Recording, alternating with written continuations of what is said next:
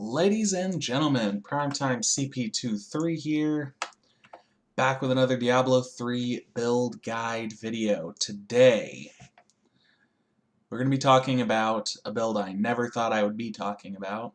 We're talking about a zDPS Demon Hunter. There is no need to adjust your speakers. I meant what I said, and I said what I meant. So, today we're going to be looking at an extremely versatile zDPS class, and the reason that I say it's extremely versatile is because there are so many ways to gear this build.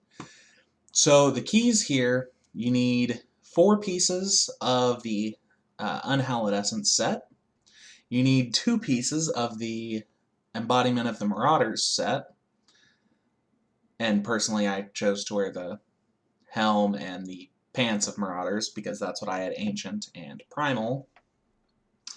That was my first Primal of the season, by the way, this Marauder's Visage. And then, in addition to the 2- and 4-piece bonuses, you're also going to want to have Zoe's Secret, which is going to give you up to 9% damage reduction for each companion you have active, which in this build with any 2-piece Marauder build, you're going to have all the companions by your side, which means you're going to have 5 companions, 5 animal companions with you at all times.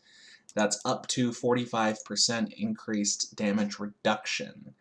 In addition to that, we're going to be running, well, I'll come back to the Reaper wraps.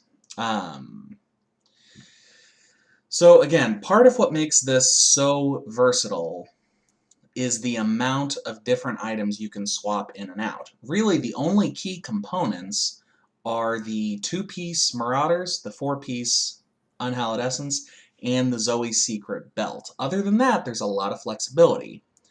Personally, I am running a Fortress Ballista and a Calamity so that every time I attack, I gain an Absorb Shield for up to 3% of my maximum life, which stacks up to 10 times, and a Calamity so that every time I damage an enemy, it automatically casts Marked for Death on them. That's a huge deal because that's a big damage buff to everyone.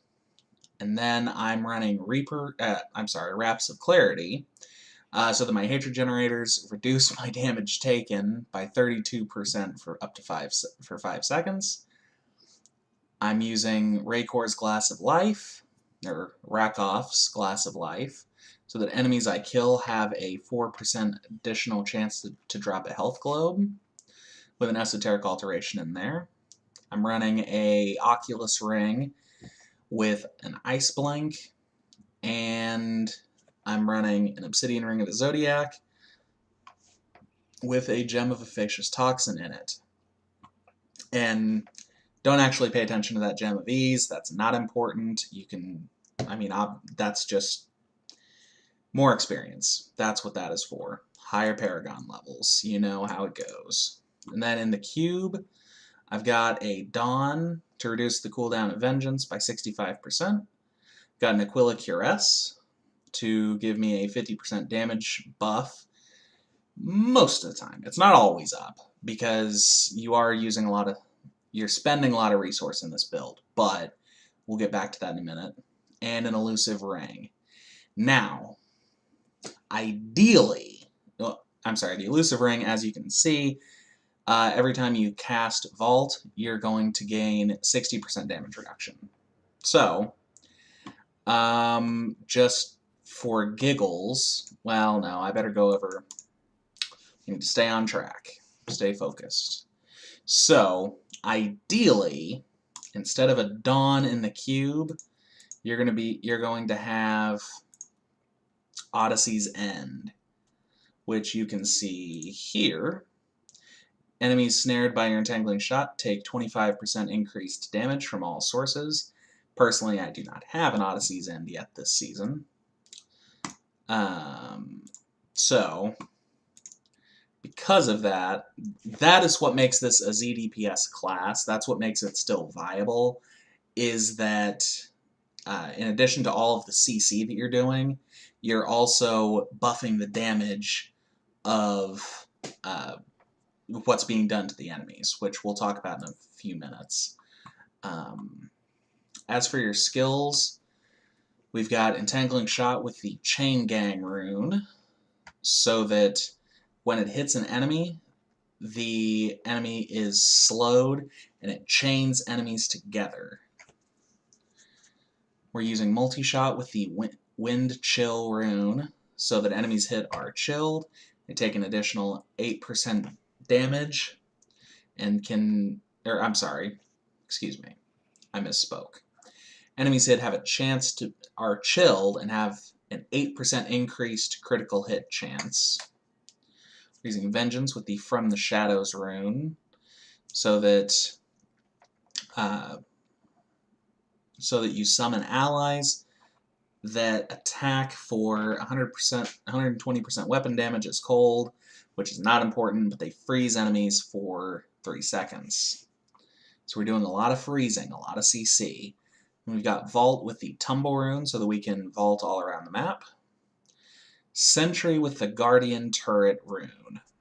So this means every time you cast this, if a ally or yourself are standing inside the radius of that turret, they're going to get a huge damage reduction buff. Huge. It's ridiculous. And then Wolf Companion, it doesn't, or Companion, doesn't matter which rune because you get them all. As for passives, we're using Tactical Advantage to increase our movement speed after we vault. Perfectionist, so that it reduces the damage cost of our skills by 10%, and more importantly, it gives us increased armor and resistances. Custom Engineering, so that the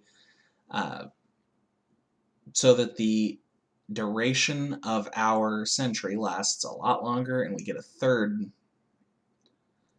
and so that we get a third turret. And then Awareness for just that cheat death passive. You don't really need that though, just FYI. If there was a better choice, you could probably take it, because you're ridiculously tanky. Like, it's actually ridiculous how tanky you are. Okay, so, standing still, doing nothing. I've got 430,000 toughness with only 840,000 or 804,000 health. Now then, you can buff that so that you have a shield worth 201,000, and that's cool, but that's not the important part. And also, as you may have seen, when I when I used a hatred generator, my toughness skyrocketed by 200,000, over 200,000, for 5 seconds because of Wraps of Clarity. When I go stand in the bubble, which it disappeared right when I did that, my toughness buffs up to 571,000. Goes up to 840,000 when I'm actually actively using a hatred generator in here. And when I vault into it, I'm over 2 million toughness. Yeah. The toughness is ridiculous in this build. It's just bonkers. I can't understand how it's so freaking ridiculous. But as I was saying, and kind of wrapping this whole point together, if you have an Odyssey's End, you want to throw that in the cube instead of Dawn. And then there are several options. You can essentially get rid of Vengeance off your board completely and just run Marked for Death instead of Vengeance. And, you know, Calamity will help with that, because then you'll automatically be casting Marked for Death with a rune, which is cool. Or you can take Calamity off altogether, wear a Dawn, and put a Visage of Goons. I'm going to say that wrong. I am saying that wrong. I'm pretty sure, actually. Into the cube, so that Vengeance gains the Dark Heart rune, which is another huge damage reduction. But then you're losing your Aquila Cuirass, because you really do not have any room for a Ring of Royal Grandeur, unless you were to, I don't know, swap out either your Oculus or your Obsidian Ring, but it doesn't seem worth it. But do whatever you want. Then in addition here, other options are, instead of using 2 weapons, you can use either a Fortress Ballista, a Dawn, or a Calamity with a Bombardier's Rucksack, so that you gain more sentries. That just means that you're going to be dropping sentries every few steps as you go in the Rift, and you'll be good to go. If you're going to do that, I recommend using Visage of Goons instead of Aquila Cuirass.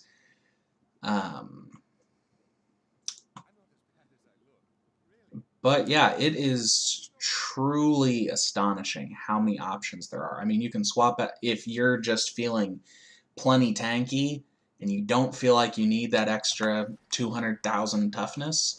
You can always drop Raps of Clarity for Nemesis Bracers. Instead of Raycor's Glass of Life, if you want, you can throw a Hellfire Amulet on. You can run a Randall's Locket to buff your health globe, how much you receive from health globes. But I mean, just so you can understand what we do with this build, this is on T13, which, I mean, I realize is only T13. It's not huge, but still. We'll find an elite pack here. Now, 2 elite packs coming in.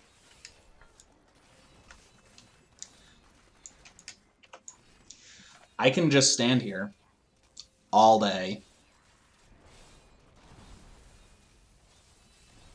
Oh, they actually are starting to damage me. What do you know? I think my Absorb Shield ran out, but anyway, I mean, you saw how long that took.